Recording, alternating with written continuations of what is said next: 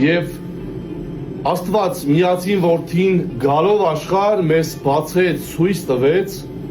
երկնքի արքայության փակված դռների բանալին, խոսքը, ճանապարհը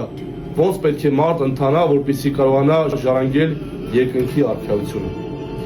Եվ հիմա էլ, ինչպես որ կարդում ենք Ծննդոց գրքում, հիմա էլ 21-րդ դարում,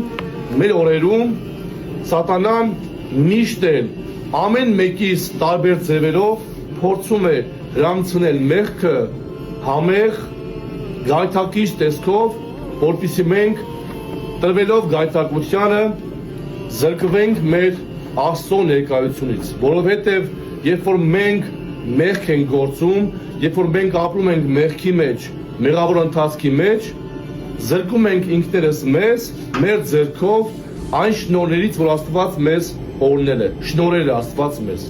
Մենք զրկում ենք մեզ մեր հոր հետ հաղորդակցվելուց, որովհետև մենք գնում ենք մեղքի ապականության ճանապարհով։